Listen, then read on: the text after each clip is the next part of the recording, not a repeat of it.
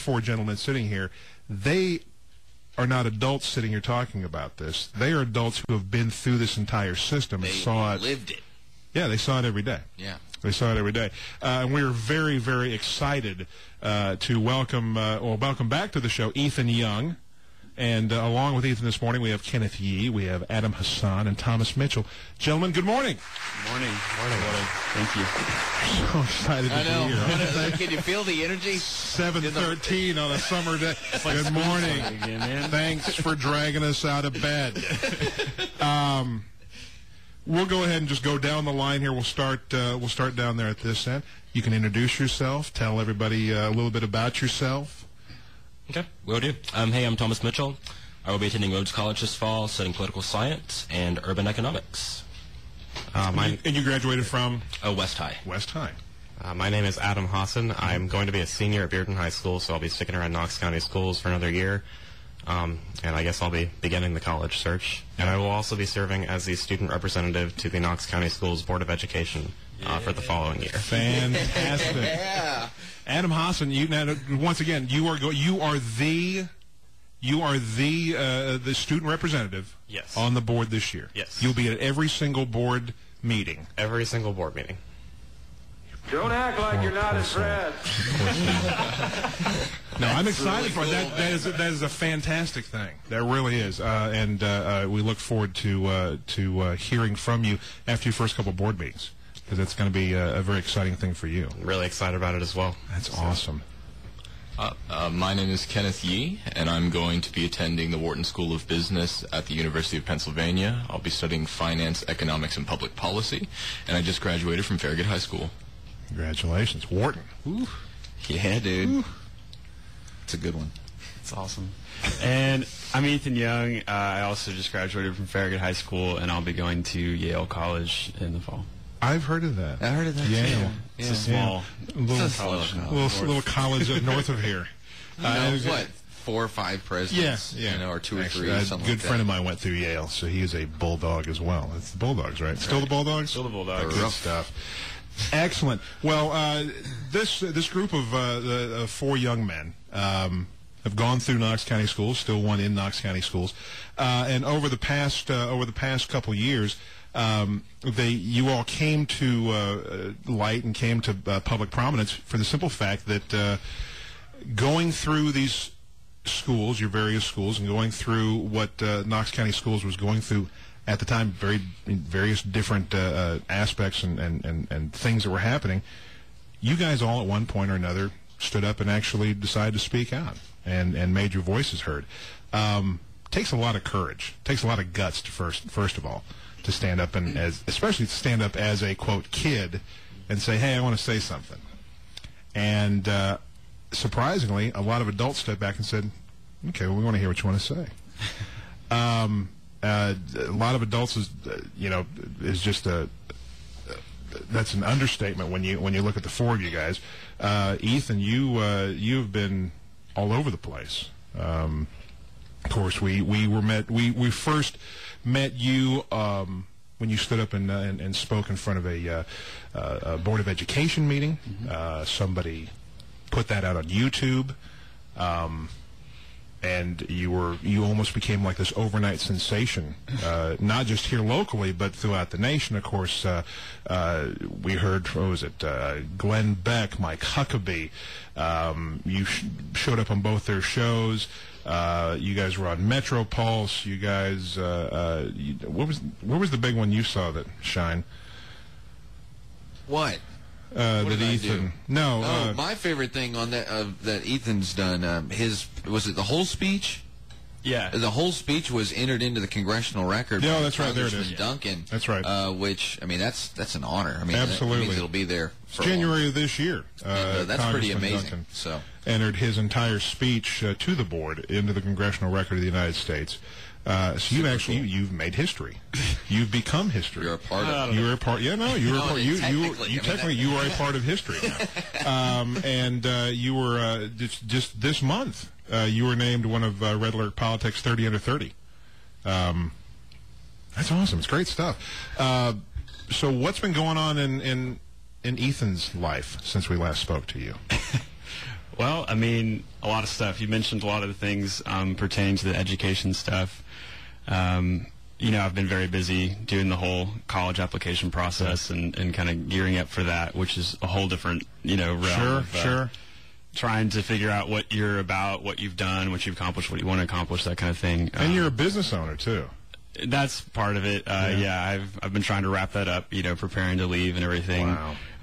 But yeah, I mean, I've stayed really busy, but it's been great, and I've been trying to enjoy the remaining days I have in Knoxville because it's a great place, and I have a lot of people here that I care about. So yeah, but getting ready to head up north. Well, good, good stuff. As you guys kind of take a step back now and looking, one of you still in school here, are you all happy individually, happy as a group collectively at the changes you've seen so far? Are you wanting more change? Are you seeing changes at all? You know, we're seeing a few changes with a couple of board seats, but stepping back and look at, you know, where you were a year ago, 2 years ago, looking where you are today. How do you measure out the whole scope of the situation, Thomas? I guess for me personally, I think that there needs to be more change happening. You know, we're talking about the 2020 vision happening right now. The problem is that they haven't really focused on what's right in front of their faces, and that's the students, teachers, community, and parents who are saying we need to slow down and actually address these problems right now. I talked to Adam actually about this earlier about the 2020 vision, is that no students are part of the design process. And so my thing is that when you're talking about students in particular saying, let's move Knox County forward, how about you make kids a discussion, have them involved in that process, and let them have their opinion heard. So there need to be more changes, especially student involvement. Okay. Adam? Well, I guess I should first start out by saying that since I'm a member of the board now, I think I should officially preface this by saying these are my personal opinions, not the opinions of the board, but you probably already know that since I'm here right now. But I think more changes need to be happening. The biggest one I'm happy about since we started speaking out is just the amount of public support just for kind of what we've been doing, but also just public awareness of what goes on in our local school board. And even national politics involving education. I think it's just really important that people need to be paying attention to what's going on both locally and nationally and getting involved with that. We talked about voting earlier here in the show. It's just really important for people to vote and hold our local education leaders accountable to what the community wants and the community needs. So I think that's really the biggest change I've seen so far. But I do think more needs to be happening policy-wise. Yeah, and that is one thing that we've seen too. That we really, you know, and we talk about it every day. And whenever we do talk about education, it's such an important thing to have some sort of public input and some sort of public awareness as to what's going on. And it shocks me. It shocks me as a parent to know that my kids are in a school and to not have, for me as a parent, to not have any awareness to what's happening at all in that school or what's happening in that school system. And that's just not my makeup. I've never been like that, you know. Am I nosy? Sure I am. Am I overreaching at times? Sure I am. But I want to know, it's my kid. That's my kid. I want to know every single thing, every aspect of what's going on with his education, because part of that is my responsibility. And it amazes me that, and I understand that people say, look, you know, I get so busy, or I'm working 2 jobs, I'm doing this, I'm doing everything I can just to make sure that we can get by and put food on the table. And I appreciate that, you know, but there's got to be more awareness as to what's happening. And I think, if nothing else, all this has brought a lot more awareness to people going, hey, you know, maybe this is an important thing. Because the sad thing is usually what ends up happening in an election cycle, especially when it comes to a Board of Education, they're the last things on the ballot. Nobody pays attention to them. They look and see a name that they recognize or somebody they know has been there for a while, and that's who they mark off, and they go on about their business. And hopefully that's one of the big changes that happens. Kenny? I definitely agree. I think that the greatest change that I've seen is that there's just a lot more speculation over the topic as a whole. You know, going into it originally, most of us hadn't even heard of Common Core. I mean, we'd all heard about Race to the Top within our schools, but we hadn't heard about this new evolution, I suppose. So I think that, you know, one positive change, you know, in the past years or so, is that, you know, we've definitely brought some more attention, and that's great that, you know, parents are getting more involved, and, you know, people are starting to analyze the entire system more, you know, saying, you know, what changes are positive, which ones aren't, because, you know, sometimes educators can get caught up in their own world of things, and I guess they don't see the, you know, the students' perspectives, the parents especially. Those parents like being involved, so I think it's definitely great that, you know, we've been able to, you know, kind of shed some more light. I think changes definitely need to be made, you know, further, especially in terms of flexibility of the curriculum, and to kind of like allow the freedom of teachers and students to kind of adapt to their own, you know, type of situations. Sure. Because at the moment, I mean, there's not a lot of flexibility. They say that, you know, each state can change about 15% of the curriculum.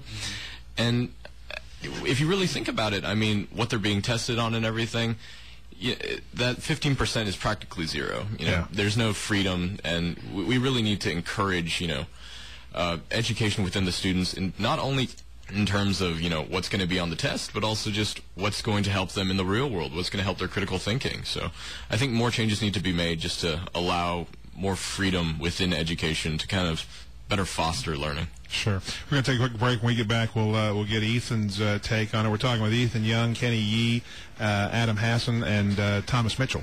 I've seen a little bit of movement in the actual policy, though, of the state of Tennessee, which is something that I wanted to just mention. And that's, we had a House bill pass that essentially would delay the further implementation of Common Core. Nothing happened in the Senate with that, but we had the House bill pass, and I brought it with me today. And I mean, the point being that it's one page and it's a paragraph, and it literally just says, the board and department shall postpone implementation of Common Core, and that's it. So I kind of, you know, was talking to Adam, I think this is sort of like jumping off the ship but not really having an evacuation plan. And I don't think this is really, I mean, it's a sign that someone in, you know, the state sort of government has recognized, okay, this wants might be a to do problem. something. Yeah. Right, and it passed with a large margin, you know, I mean, that's great news, but you know, New York State did this. They delayed Common Core until 2022, but there's no plan. And so I think that's sort of worthless. I mean, I think we need to see more effort done in our state government to not only delay this implementation, but to have, okay, we're going to set up a committee of teachers, or we're going to, you know, come up with some kind of plan to develop standards, or maybe we do that before we do, you know, there needs to be a much more detailed discussion. And I think part of the problem, again, is that legislators are out of touch with what goes on and what we need to do in education, and that's not new. But Ethan, you're asking politicians to do far too much than they normally do. And this is strictly the I mean, this is what we're used to now from our government, is we kick the can down the road and let somebody seriously, we let somebody else deal with it later on. You know, if I can just get through my 4 years, my 6 years, my 2 years without really having to do much, right, then that's my job. Sure. But no, you're absolutely right. Right, and I think, too, I mean, even with this awareness, as much as I appreciate it, I think Common Core has now become something that we just automatically detest without really analyzing, you know, what are our reasons for that and why is it. So now you'll see in all these political, it's amazing, almost every single commercial now, Common Core is something that's brought up. Does this candidate support? Yeah. And again, well, they've politicized it. Right, and I'm saying for congressional people, I mean, it's irrelevant. They don't vote on Common Core, but that's something that we're talking about in this election cycle, which is totally erroneous, you know, and that's, I mean, yeah, they can endorse it, but there's no teeth to that, right? So sure. It's become something that now we're just using as a political pawn, and you know, that's where I would hope that people would continue to stay informed and continue to choose people, you know, to represent them who really know what's going on. Well, we have this wonderful way in our history, and we always have done this, that we as a society find hot button issues to tie emotion to. Mm-hmm. You know, whether it is gay marriage, whether it's abortion, whether it's immigration, whatever it is, you take these gigantic thoughts, these huge emotional ties, and now the new one is Common Core. Mm-hmm. I may not understand it, I may not even vote on it as a politician, but if I can tie it and say I'm against it, sure, then that's going to win me a few more votes. Right. You know, and that's what they've turned into. Unfortunately, that's what they've turned into. So we're going to take this discussion now and kind of open it out to Common Core, this big, huge, you know, for a lot of people, it's become this emotional landmine. It's become this big nebulous thing that if you mention Common Core, it's automatically evil. Mm-hmm. But I'm going to have you guys break it down as to what, when I say Common Core, what are your thoughts? What do you know Common Core as? What do you say? What are the good things? What are the bad things? What are the pros? What are the cons? Where do we go from here with Common Core? If everybody says, okay, we're going to hold off for a while, well, great, we're holding off. What's our next step? You know, because the one thing we always talk about on this show, it's getting the people out is the easy part. The work starts the next day when you've got to actually put somebody back in there, and you've actually got to get the government rolling again. You know, it seems like this gigantic, colossal task to get somebody out, but once they're out, that's actually the easy work. The hard work starts the next day when you go, okay, we got this seat, who goes back in it? And what do we do from here? So we're going to talk about that with the issue of Common Core. We're going to take a quick break. 7:33. Check on the roadways. It's Pete Mike made up of probably four of the most intelligent people I've sat in a room with in a long time, considering that I sit every morning in a room with Shine and Terry. That's true. Yeah. Of course, it's not saying a lot. But no, it's Kenneth Yee, Ethan Young, Adam Hassan, and Thomas Mitchell. Yeah. All products of Knox County school systems. And we appreciate them spending a little bit of their morning with us today. Who's the poli-sci major? Poli-sci. Thomas. Anybody else have any aspects of possibly going into politics later on? Or some aspects? Yeah, kind of. Yeah. Ish. First of all, you're far too smart.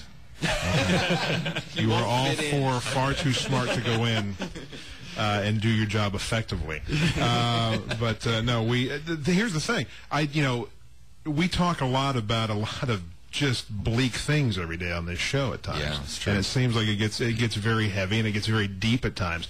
But I have to tell you, the four of you all have brought a lot of, and of course my kids too, my kids as well. And I'm sure if you look at your kids, you look at the four of you guys, you bring a lot of hope here, a lot of hope for something better eventually. It's just trying to get through the now to get that eventually, and hopefully we can all do that together. All right, so we bring up this big political landmine, Common Core, and it never should have been a political landmine. It never ever should have been a political landmine. It never should have been politicized. But the thing is, the world that we live in now, it has been, and it is what it is. Kenny, when I say to you Common Core, what is it? What is it to you? I'd say it's a good try. I'd say it started out with very good intentions. I mean, who doesn't want better education? Who doesn't want, students that are put at a higher bar? When they say they want to challenge kids, who's going to say, oh, no, that doesn't sound like a good idea? Yeah. Common Core, by principle is, makes sense to most people. You want better education, but when it boils down to it, to me, it's become a misunderstanding. A difference, it's kind of a rift between, legislators, policymakers, and the people who the policies are actually, affecting. Yeah.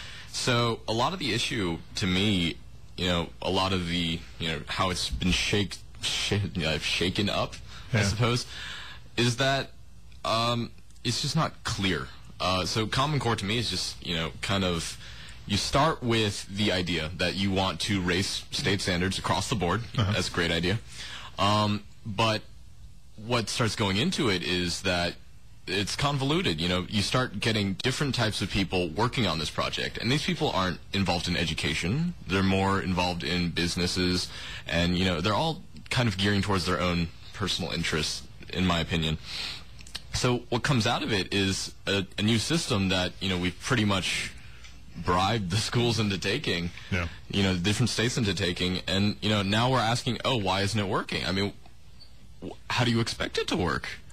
I mean, you're looking at it and you're saying, okay, so the people that are making this are the National Governors Association and the Council of Chief State School Officers. By the sound of it, oh, wow, all of our governors got together, they've worked hard on making this. No, that's not how it works. The National Governors Association is pretty much a lobbying committee. Correct. I mean, you have people just coming in and they're saying, okay, we've come up with this great system. You guys said a couple years ago that, we're having some trouble defining college and career readiness. Is it possible to have both? And they come back, a year or two later, like, yeah, we've done it. It's called Common Core. We're going to put it in. Don't ask questions, but we've got the money. Yeah. If you want the money, take our program. And like we've had a lot of people work on this. We had something called a validation committee. It sounds great. On the surface, it sounds wonderful. We've had all these great educators involved, and then you start going into the details. And that's where I say it's convoluted. Yeah. Is that just on the surface, it seems like a great idea. It seems like the implementation, maybe could be done better. But once you start delving into the details, you see there's a lot of issues. The validation committee had about, 30-some people on it. Mm-hmm. And, it's made of teachers. That's a great idea. You need to have educators involved in education. But the issue is these aren't specialists. You're having middle school teachers, high school teachers, 8th grade English teachers helping work on the math standards, and they've only got 2 specialists on the entire board. They've got someone named Milgram and someone named Stotsky, who both voted against the final standards. Exactly. I mean, if you look through it, if you look through the validation committee, these 2 are the ones that are most qualified. I think Milgram, the math professor at Stanford, he worked on mathematics for the Apollo space program. This gentleman is very accomplished, and he said explicitly, he's like, we should not just have regular teachers making these, making standards. He's like, to truly understand mathematics and what kids need to know, you need to be a true mathematician. There's a difference between an 8th grade math teacher and a mathematician. He's like, and to be qualified to make these standards, we need. There's 11 people in the United States, he said, that are qualified to do this. Yeah. And once he saw those standards that they made, he's like, this is unacceptable. He says explicitly, he's like, this is going to put our kids 2 years behind everyone else. And he says, 2 years behind everyone else, and he states explicitly that we're already 2 years behind all those competitive countries that we're trying to fight with, I guess. And then, the English standards, we're, dumbing it down. We're putting a lot more technical text into it, saying that we want our students to be more ready for careers and college. That's just not realistic to me, I would say. And then looking through it all, I just think it's become a bit of a mess. Mm-hmm. To truly try and understand all of it is kind of an enigma to me at this point, because there's just too many different ways of looking at it, whether it's from the political aspect, the business aspect, or just through, if you want to look at strictly from education, it's just not working through any of these facets. Yeah. So I guess I'd say, good try.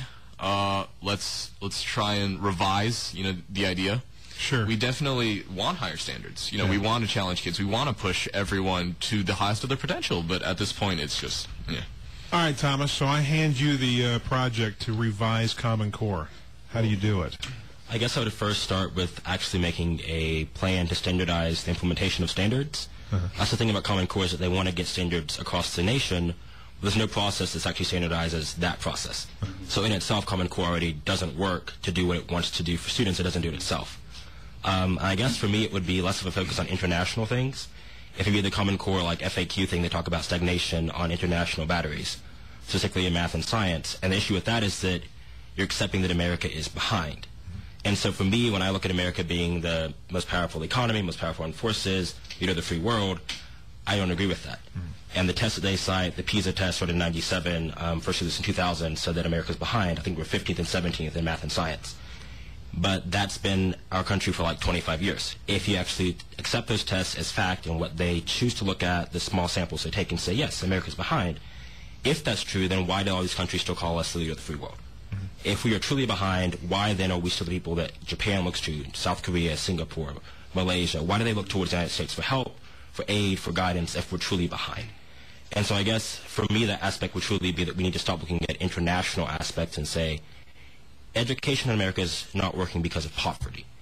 It's not that there aren't standards that are aligned to tests or whatever. It's poverty. And the data that they hold so dear says that very clearly. It says very clearly that the issue in education today is poverty. If you have money, congrats, you're going to get a great education. If you don't, too bad for you. That's the system we have in place right now. So I would focus on more on addressing poverty rather than these standards that really are common sense. Like I think for kindergarten, it's saying, have a conversation. You should be able to listen and respond. And that's go ahead. And just something that Thomas was saying about poverty. I was looking at this study recently put out by the American Statistical Association about teacher value-added assessments. And for those of you who don't know what that is, it's taking test scores and other metrics used to evaluate teachers and quantifying that into data to determine how effective a teacher is. Yeah, we hear it as TVOS. Yes, TVOS in Tennessee is the one that we use. And these have been adopted across the country. And one of the metrics they used being test scores, the study said that it was there was a variation of between 1 and 17% on those standardized tests, which shows that the teacher's ability to really affect how the student does on the standardized test is only between 1 and 17%. And the study also said that outside factors such as poverty and home life really had more to do with how students do on those tests that are being used to evaluate our teachers than the actual teacher in the classroom. Yeah. So it's just not fair that we're using these types of metrics and studies to determine how well our education system works as a whole, but really just on a more human, personal level, how our teachers are doing in the classroom. That's just not fair. Sure. Thomas, where did the current Common Core system fail? I think from the very beginning. I think that, like I said before, is that when your system for creating standards across the nation doesn't have a process to standardize itself, I mean, there's no process for implementation across the nation that's standardized for this. So you got New York saying, we're going to wait till 2022. Governor Walker, Wisconsin, just said he supports getting rid of it altogether. Florida said, we're getting rid of it. They rewrote it, and it's the exact same thing, just a different name. Yeah. So all these things are still around, and no one really knows what's happening. Some states are like, let's do it. Some states are saying, let's not. I think Oklahoma, actually, there was a lawsuit about it, and they said, actually, it's okay that this has gone through now. So for me, it fell from the very beginning, and the fact that it was pretty much a repackaging of No Child Left Behind, which completely failed because the goal was 100% reading and math by 2014. Yeah. So optimistically, they still have until December to do that, but we all know that's not going to happen. Yeah. So, Ethan, this is something that's bothered me. All right. 30 years ago, when I was y'all's age, I'm a product of public schools. I went to public schools. I did pretty well. I did well enough to go from my public school to Pepperdine University on a scholarship. And there were a lot of people there at that school with me that had the same situation. What happened 30 years ago to our public schools compared to what happened something happened in this span of 30 years that at one point we took what was a good education at one point and seemingly flushed it down the toilet. Right. And how come the four of you are able to excel, whereas other people aren't? I think, there's a lot of aspects to this. First of all, I would echo what these guys have said. I think poverty is something that we keep ignoring that has been, as you see poverty rates adjust through our history, you see success adjust. And I would also point out, though, and this is going way old school, but I have a quote of Thomas Jefferson that I really wanted to share because I think it's so true. And Terry went to school with him, actually. So, well, he'll remember him saying this. That's right. His quote, "If a nation expects to be ignorant and free in a state of civilization, it expects what never was and never will be." And I think Jefferson from the beginning said that, the success of our democracy and the success of this nation is completely dependent upon our education system. And so I think what you're pointing out, how, our education is we found that people are more and more constrained through standardization. I think No Child Left Behind was the first in that whole snowball. And you notice that, the effectiveness of our government and the awareness of our populace has also been lacking. And I think it's a direct result of the way that we're failing our students in school. So, and I would really, if I can read this really quickly. Of course. I brought a thing you're talking about, the errors of Common Core, because I think you do. There's always, so I wanted there's a specific 10 reasons I really agree with in this article that I would read, article by Anthony Cody. And that's the process by which the standards were developed was undemocratic and adopted. The standards violate what we know about children, how they develop and grow. The Common Core is inspired by a vision of market-driven innovation enabled by standardization of curriculum, tests, and ultimately our children themselves. The Common Core creates a rigid set of performance expectations for every grade level and results in tightly controlled instructional timelines. The Common Core was designed to be implemented through an expanding regime of high-stakes tests. The proficiency rates in the new Common Core tests have been dramatically lower by design. The Common Core relies on a narrow conception of the purpose of K-12 education as career and college readiness. It's associated with an attempt to collect more student and teacher data than ever. It's not based on external evidence, has no research to support it, has never been tested, and has no mechanism for correction. And finally, the biggest problem in America, in terms of American education, is poverty. And so I think that article, I mean, he synthesizes these things, and I think every single one of those points, you know, I sent this to Dr. McIntyre, I sent this to almost everybody I could think of, and I said, just read this article and tell me one of these points is wrong. Because even if one of them is correct, that's enough to say, hold up, you know, this is not exactly the correct system. And I really feel like this has become so politicized, there's so much money attached to this, that it's just so hard for these legislators to even see past that. And the other thing I would point out, you know, the biggest response that I've received in counter to my points and what we've all said is that, well, these standards are an improvement over what we had. You know, I mean, Tennessee had horrible standards. I'll agree with that. You know, I mean, people always say, well, you know, it's better than what we had, so just kind of let it sizzle. You know, it might have its own problems, but it's okay. And even if I'm going to admit that these are better standards, which I don't necessarily admit because I think that's tenuous, they're not just a set of standards. And I think it's important for people to realize that these standards come with money, they come with backdoor deals, they come with under-the-table agreements, one of which I would point out really quickly is in the request for proposal for a state to even be eligible for Race to the Top, the signatures of the presidents of their state universities had to be collected. And in this, a college, so UT, the president of UT, had to sign off saying that if a student arrives at college having passed an exam in the course Algebra 2, it's specifically not permitted to place that student in a remedial course for math. And currently from the National Center for Public Policy and Higher Education, we know that 40% of college freshmen need to take remedial math. So essentially this is saying that we're going to force more kids into college, we're going to make the math level that everyone takes of a lesser value, and over time give more people college degrees. I mean, this is just, you know, this is crazy. And you don't hear about this kind of thing when we're talking about K through 12 standards. And I mean, that's completely tangential to K through 12 standards, right? So, I mean, I don't know. It's hard to say, are these just standards? Because they're not. I mean, there are a lot of deals, there are a lot of money. No, that's the thing that we found in all this. There's a lot of money. You follow the money, and it's tied to this whole thing. It's interwoven through all of Common Core. And I don't think anyone, and as sad as it is and as shocking as it is, I don't think anyone said it better than the speaker at the Parthenon group, saying that all students are not equal. Some are more profitable, though, than others. And to actually say that is one thing. To actually have it in print on your presentation, right? You go, okay, this isn't about education anymore.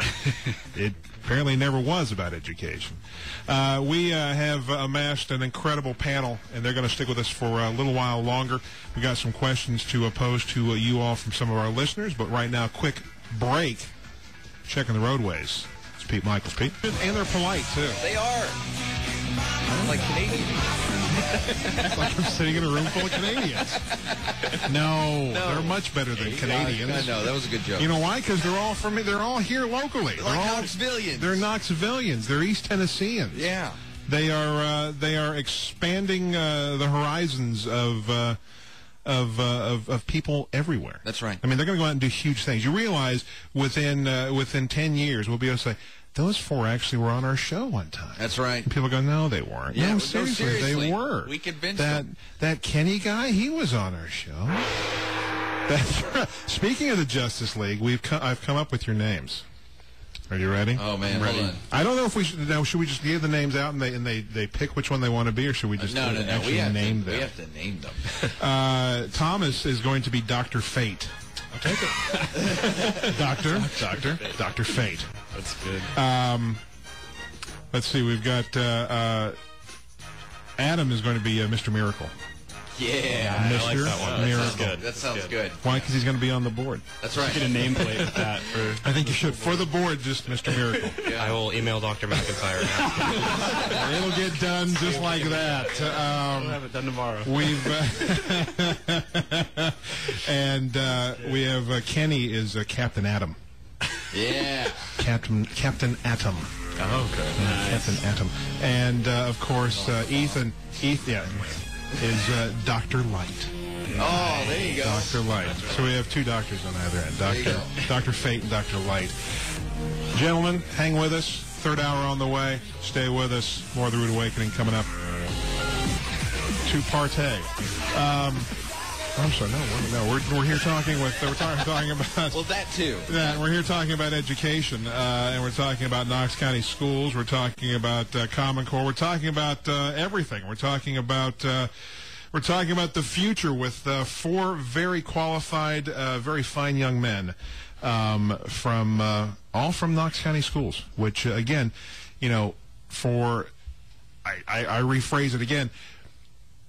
Here we have a system that we keep hearing is so bad, and it's terrible, we're worst in the world, and blah, blah, blah.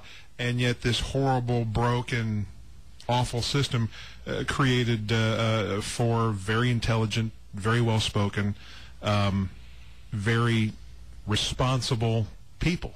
How could that happen? What happened in this world that made, that made you guys just suddenly shine above everybody else? And I'm sure for every, there are several other people, men and women out there just like you guys that are out there working hard and studying and have great support systems behind you with your families and great teachers that you owe a lot of this to. Because I was having a discussion with somebody yesterday. As far as I'm concerned, there's two parts to education. There's students and there's teachers. Mm-hmm. Everything else is just kind of ancillary. Yeah, it's just frosting. Mm-hmm. Right.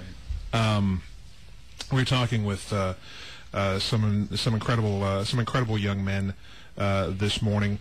The gang, as Metropulse call them, the gang of 4.0. Which is cool. Like that. That's your Justice League subgroup. I kind of like. Someone said to me yesterday the four horsemen of the Common Core apocalypse. Very nice. Kenneth Yee, Ethan Young, Adam Hassan, and Thomas Mitchell here with us for a little while longer. Our number 865-243-TALK, 243-8255. And once again, thank you all so much for giving up a portion of your summer morning to come here and spend some time with us here on the radio. Taking a couple of questions here in just a moment, but first we want to kind of we were talking about Common Core and how can we fix it and what's wrong with it, where did it fail, because it's kind of become this big nebulous thing that just has a lot of emotion and just a ton of money tied to it. Mm-hmm. So it's almost gotten to a point where you can't really have a clear conversation about it anymore because people are just angry. You hear Common Core, I'm mad. Why? I don't know, but I'm mad because of Common Core. Well, one of the biggest reasons for that was all the secrecy and the lack of democratic process, though. When there's huge policies that affect everyone's lives and the fate of a nation, the development of a culture, and you don't involve, it's created by a small cabal of people, people get upset. It wouldn't matter what it was about, and people are going to get upset about that. And the secrecy created what is now this angry emotional distortion.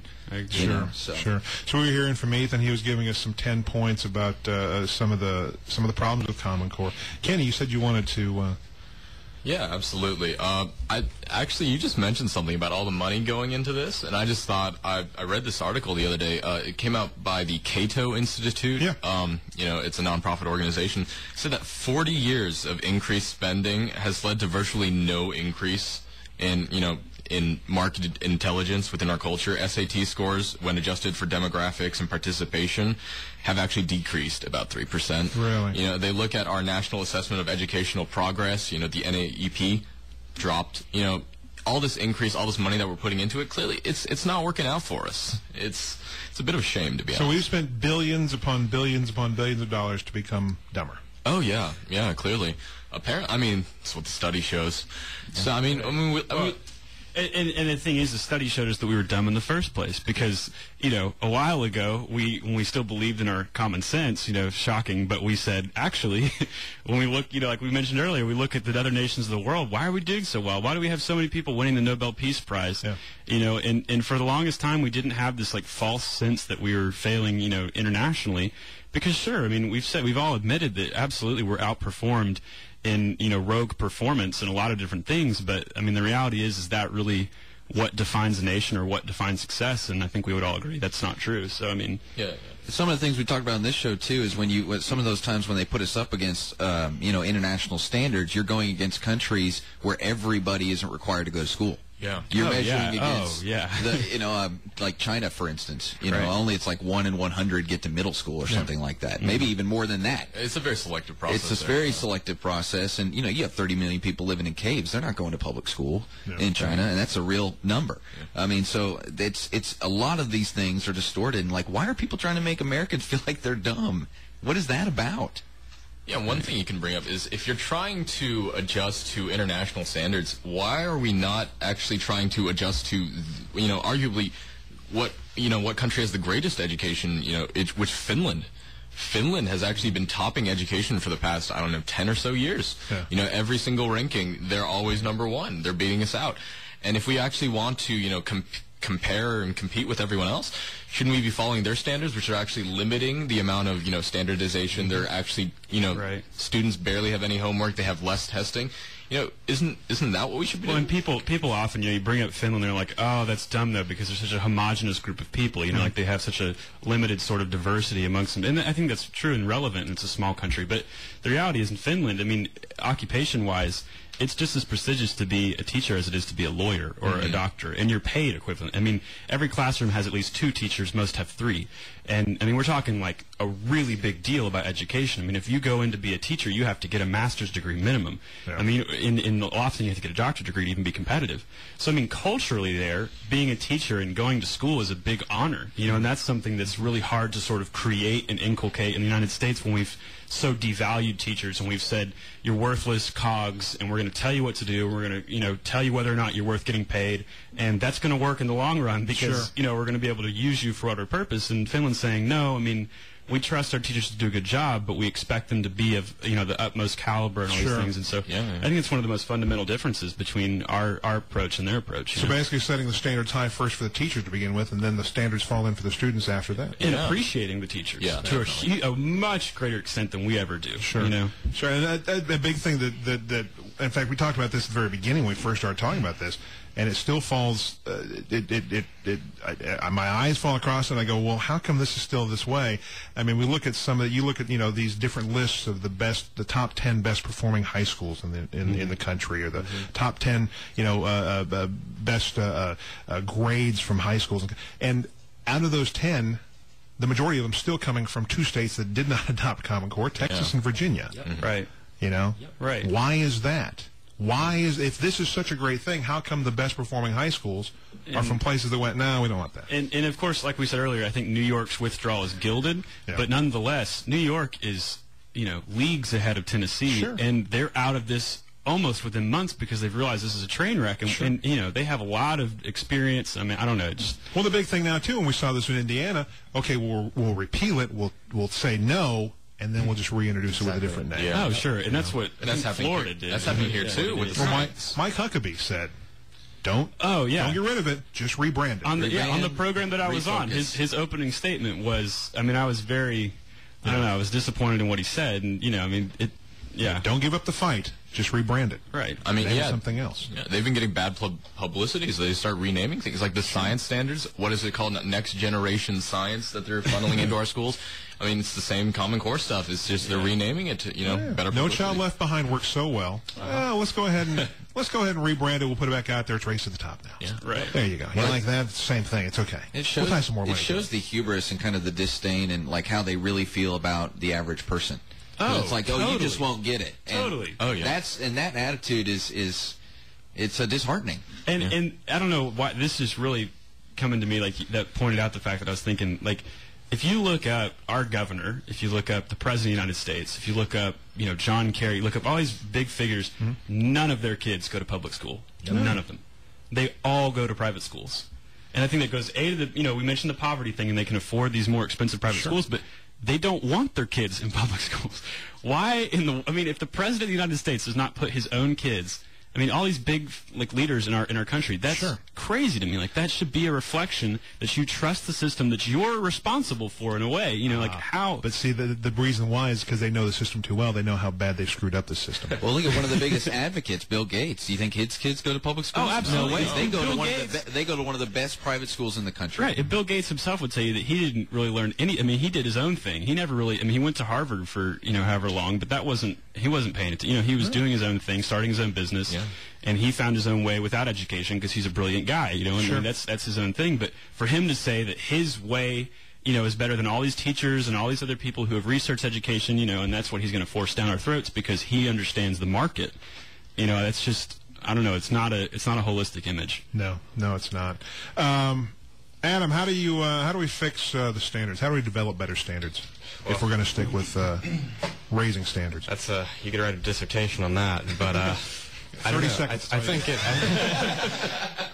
think it starts with bringing in a democratic process for adopting the standards. I think you need to hear from people. I guess stakeholders is the buzzword that we hear a lot here in Knox County anyway. But you need to bring in all the stakeholders from all parts of education. That includes students, that includes classroom teachers, that includes curriculum specialists, as we mentioned earlier, people who know how to develop these kinds of standards. It needs to go through the universally acceptable process for adopting standards, as Thomas was alluding to earlier. As we know, the process that Common Core was developed and adopted by was not the most democratic and transparent process, and I think that's definitely one of the biggest problems that leads to a lot of this misinformation about what it is. I don't know that necessarily every state needs to have these same standards. I don't know if that necessarily is going to work for all states at the same time. I think it needs to be a more measured approach as to implementing them. I think one of the biggest problems with Common Core is the implementation, the rush to implement, which I can understand, from a more political aspect, but that goes back to the point. Education shouldn't be a political issue. They're pushing it in, trying to do it under the Obama administration through the Department of Education, and they only have 8 years to do that, which I understand, but I don't necessarily agree with. So I think it goes back to all those things, just fixing it both from the grassroots level all the way up to the top. It's just a flawed process throughout. The standards themselves, some of them are actually good pedagogy. I've talked to a lot of teachers that say, "Hey, we've been doing this in our classroom for years." Some of these things, and some of them are just not very efficient ways to teach. Yeah. I used to tutor a kid in math. He was an 8th grader. And Knox County middle schools have been using Common Core a little bit longer than the high schools have. And it wasn't the way I was taught math, and it was a bit confusing for me to explain, and I had to really read through it. This simple math problem that, it was just a basic Algebra 1 type thing, I couldn't do, and I was in Calculus BC. It took me as long as it does to do a complicated calculus question as it was taking me to do this introductory Algebra 1 question. Yeah. And I don't really know that that's the most effective or efficient way to teach math. We can make kids comfortable with learning it, but if they don't get the right answers and they're not actually knowing how to do it in an efficient way, what's the point of that? And I think Kenny has some stuff to add to that. Yes, Kenny. Definitely. Oh my gosh. What he was saying about that mathematics, Ethan was saying earlier about the dropping of standards for a lot of things, about how schools have to accept, certain things after you pass Algebra 2. And what he was just saying about how convoluted a lot of it is nowadays. I have a math question for your listeners, if that's all right. Sure. So, if you have you start with 1,568 stickers. For your birthday, you buy 1,423 stickers. Wait, so many stickers. Yes, I know, right? And then you go out and you go to the sticker store and you buy another 680 stickers. Now, how many stickers do you have in the end? Way too many. Yeah, okay, that's 3,671, I think, is, off the cuff. But, so how are you supposed to do this, right? You put the numbers in a row, you add them up, how a normal person does it. Sure. But if you actually look at Common Core implementation, that's not how you're supposed to do it. That's what's shocking. What students are taught to do is, for the number 100, you draw a square. For the number 1,000, you draw a cube. So what you start doing is drawing all these cubes across the board, across your paper, bunch of squares, and then you count up how many cubes, squares, sheets, lines, etc. You keep going on until you get your answer. Wait, what's the difference between a cube and a square? Square is two-dimensional, is cube. Oh, so they want you to draw a three-dimensional cube. Yeah. Because, if you think about it in terms of yeah. And this is an actual question. Why don't we have a color-coded system? That seems easier. Like 1,000 could be purple. Start using the options again. Yeah, visual learning. We'll just go back to the old school. Yeah, and you get counted off if you just add that the normal way. Well, what are these kids going to do when they get to calculus? Yeah. I mean, what are you going to do? I mean, is it going to take a 24 hours to do a calculus problem? They're not going to get to calculus. Yeah, because under Common Core, it's putting the kids 2 years behind in math so that they're not on track to reach calculus when they're in high school. So that they have to take their class in college. Yep. Which is then going to be a lower standard than what we teach in high school. Yeah, fun fact. Are we going to be drawing cubes and squares in calculus class? I would hope not. It takes long enough as it is. Yeah. Is there a notebook large enough to do one trig? I don't know. One trig equation with the cubes and the squares I'm going to have to draw? It's not even standardized either. In Wisconsin, they have them draw cows. It's a thing. No. Are you serious? Well, I mean, it's been seen. I can't draw a cube. Now they want me to draw a freaking cow. Okay, and the thing is, the guy who made these standards, one of the big five who's implemented, who went into the writing of Common Core, is a guy named Jason Zimba. And he's already gone and said, yeah, no, these are bad standards. He's the guy that wrote the math standards. And he's straight up told everyone, he's just like, this is not going to have our students ready. He said, at most, the level of math that we have them prepared for will get them ready for 2 years of maybe a technical school. For students who want to go into STEM, for students who want to go to competitive colleges, this is definitely not enough. This is going to fail our students. He said explicitly, and this is the guy that wrote them. He said this isn't like a YouTube thing, and it's very telling. And I think also you have to mention that we mentioned earlier Dr. Stotsky and Dr. Milgram, the content specialists, college content specialists that didn't sign off on the standards. They now both have quit their jobs and actively go around the country campaigning against these standards. Again, these are the people who were commissioned to write them and did write them with a room full of testing executives. And at the end of the day said, I can't sign off on these. These are horrible. And everybody else said, get out. And now they go around the country, saying these are not, I don't approve these. My name is not. In fact, he went to the Texas Senate and told them, do not pass. Oh do not. I wrote these. Don't pass them. I mean, where else? It's hard to imagine a more clear. This is the guy who wrote the thing. Come on. They've expunged them from the record now. Did you know that? Yeah, they they straight up said, sure, they were on the validation committee, but let's just pretend they weren't, so we can say, we got a majority to pass this of qualified educators, quote unquote. Well, they needed more space on the paper to write more cubes. And cows. Don't forget the cows. Unbelievable. When we get back, we will finish up with our panel this morning and send them on their merry way. But really quickly right now, we'll go ahead and get a quick check of the roads, all from Knox County schools, and one of them still in a Knox County school, actually is going to be the student representative on our upcoming Board of Education. All right! Excited. I'm excited. I'm excited for him. Yeah, me too. I'm excited for him. It's good stuff. Yes. We're talking with, of course, Thomas Mitchell, Adam Hassan, Kenneth Yee, and Ethan Young. And three of you all getting ready to go off onto big, huge, gigantic adventures in college. And Adam will be joining you all shortly here in a year. And now, any idea of where you're going to college yet? Too many places, way more than I should. Yeah. So I suppose we'll see. Top three? What's the top three? Come on, you can break it right here. Top three. No one's listening. It's all right. That's a tough one. I'd have to say maybe like Virginia, Stanford, and Say UT. Brown, I guess. Brown. And UT. And UT. There you go. See? Knoxville just cheered. Hey, go Vols. Well, no. Say that with such conviction. Go Vols. Is it Vols? It is Vols, right? Go Vols. No, that's three fantastic universities, and we hope you get into. I'm sure you'll get into all of them. Probably. Well, we'll see. Then you'll have to choose. As we get ready to send you all on your way, I got this one last question. Who wants to answer it simply? What is the purpose of public education? Ethan? You know, I don't know, this might sound sort of unexpected, but I kind of agree with Ronald Reagan to instill a sense of patriotism first, and also to free people's minds in the knowledge of what our country is about, and also in the knowledge of what the world is about in terms of science, in terms of math, and all these different areas. But I think one of the fundamental things that has to be included is to create a sense of appreciation and respect for the place that we get to live in and the system that we get to enjoy. Thomas? I mean, I agree with that, but I think the other thing is giving everyone an equal chance to actually be more and know more. We talked about Finland earlier, and they do this great thing where they let teachers teach and students learn. So I think it's that aspect. That's revolutionary. I think it's the purpose is to let a student explore, to be, to have ingenuity, to be creative, to be entrepreneurial. And so for me, I think the entire purpose is to just be more. Yeah. To go in and say, I don't know what's going on right now, but I can get the keys to find out through asking questions, through exploring options. Yeah. You know, in Finland, they don't tell kids to put coats on when it's cold outside.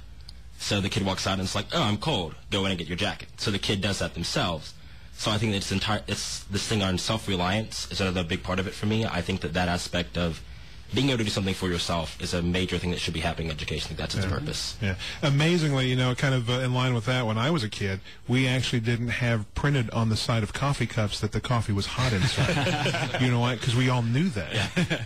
We didn't have things that said, don't eat this because it'll kill you, because we knew that. And well, it's like if you didn't know, you were going to find out, right? Yeah, it was personal amazing. Responsibility.